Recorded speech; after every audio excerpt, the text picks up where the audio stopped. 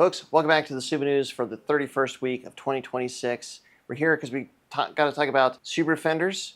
Are we going to finally get the fenders that we've always wanted? Super Taikyu results from last weekend. Super GT coming up next weekend.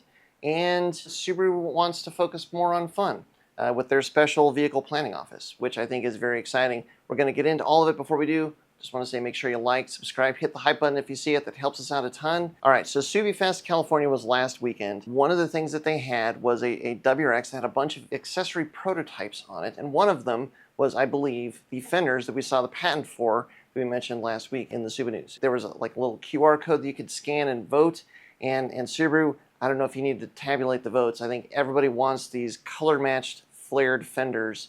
They look really, really cool. I mean, heck, seeing these things on a car and how many people have wanted a color-matched fender for the new WRX, it all makes sense. I'm excited to see Subaru come out with these things, hopefully sooner rather than later. So that answers the question of what was that Subaru patent for. Next, let's talk about Super Taikyu results. So the high-performance version 2 Super Taikyu concept was at Autopolis last weekend, and they had an issue in qualifying, and so the car had a minor accident, but an accident nonetheless, and so they weren't able to set a qualifying time. But they got everything put back together, and they went out and ran again. They ended up finishing 27th overall, 4th in the class of STQ, put in a ton of laps, and so that's positive. Here's the really interesting thing.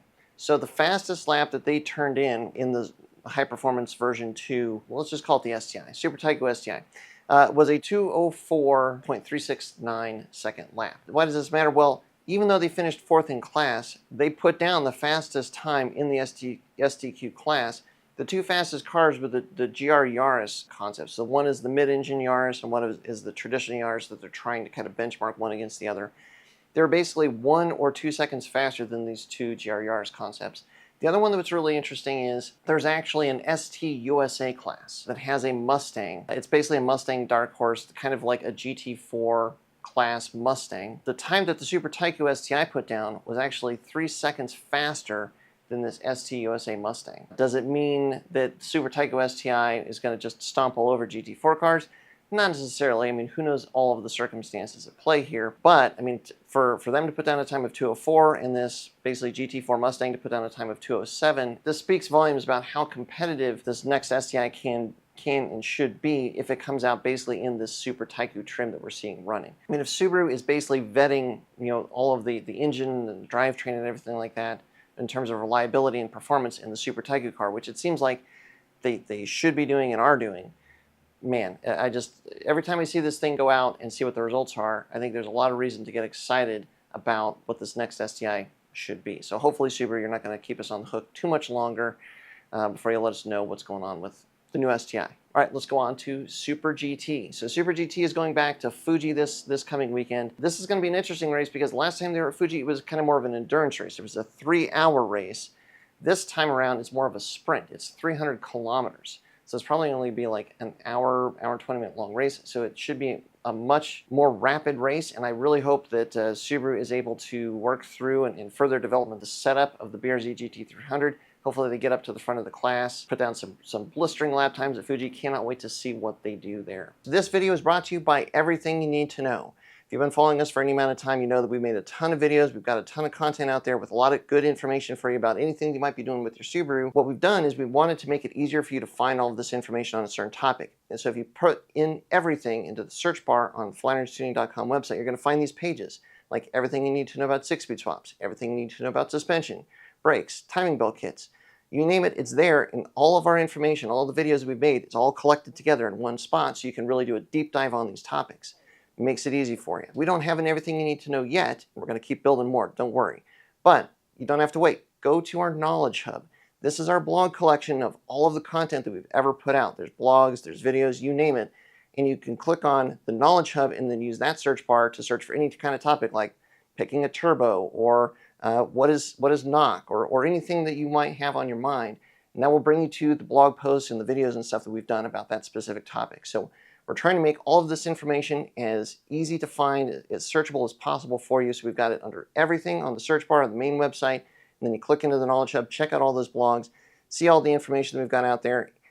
Literally, it's hundreds of articles. So there should be something there covering what you need to know. But if not, let us know. Drop a message, send us an email, and we'll always do our best to come back and address any topics that you want. We're doing our best to make this information as easy to find and easy to use as possible so you can get your car built and running the way that you need it to, done right the first time. Thanks very much for your support, and now back to the video. Last but not least, we got to talk about Subaru focusing on fun again. The Special Vehicle Planning Office was founded actually back in April, and we've seen one of the heads, Mr. Yamada. He's been actually in a lot of these videos, even going back to like the Love Cars video from months ago. He was going around and talking to Mr. Yamada and Toshi Arai as they were putting together the BR Spec Z, the all-wheel drive BRZ car. I think this has kind of been something that Subaru's been thinking about for a while, but they made it official in April. What's really interesting is this is coming out from a Best Car magazine interview with Fujiniki, who again is the Chief Technical Officer of Subaru. He really drills down in this interview to say that the reason that they are even making this pivot is because of the success of the EVs and the hybrids that Subaru has. That is what has given them the comfort that they're going to be able to meet CAFE standards. So then that's what's allowed them to then focus on making more performance cars and actually turning up the power in the FA24. It's all through Google Translate, and so there certainly could be something lost in translation. But what he basically says is that before they had the success with the hybrids and with the EVs, basically Subaru did not feel like they had the room in the CAFE to even try and turn up the power in the FA24 engine.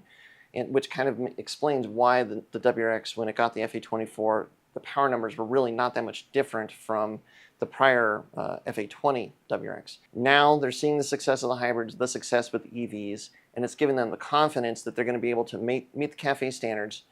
And now they're pushing more in this performance direction, and they're realizing that they kind of lost the fun factor in their cars, which I don't think there's going to be a ton of argument around. I think there's some really good characteristics to like the BRZ and the WRX, but could they have pushed the threshold a little bit more? Absolutely. And I think now they have the confidence to do that, and they've established this Special Vehicle Planning Office to do nothing but that, and they're doing a lot of really exciting stuff. So they're definitely following through and moving in this direction. And I think there's going to be some huge positives to that. The EVs are the real linchpin to this, and Subaru is having a lot of success. In fact, found an article mentioning that Subaru seems to be the only car manufacturer right now that really is staying on their EV path versus like completely like shutting things down and backpedaling. And they did not phone it in. Like they really did do a good job developing these cars.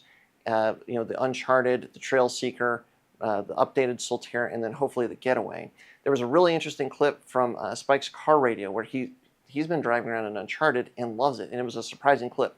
Let's play that now. Now, here's another thing. The gap between premium and mass market brands is narrowing. Yes. The emotional satisfaction gap between premium cars and mass market cars has shrunk to just 29 points, down from 66 in 2008. Wow. Infotainment, exterior, driver's assistance systems, headlight performance, and door closing sounds, suggesting owners increasingly define a premium ownership experience by overall execution rather than brand alone and amount of money paid. I'm experiencing this right now in the Subaru Uncharted. Yeah. Every time I get into it, I don't see the difference with everything that it does and all the driver's aids. I can't believe how inexpensive this car was. Right. You know, It speaks volumes for how much Subaru has kind of nailed the EVs. And I really get a sense forget about the STI coming. If you pull back to before Subaru made that announcement, you get a sense that they were kind of like their existing models they weren't really doing a lot with. And I think they put a lot of energy in these new EVs. I think they really got the plan right.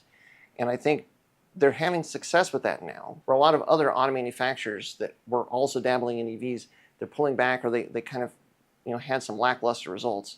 Subaru really pushed the threshold, and that's where you're seeing the fast acceleration, the power, the capability of these EVs. It's really interesting. And that success is what's then opening the door for these performance models. So it's kind of, for us as enthusiasts, it's the best of both worlds.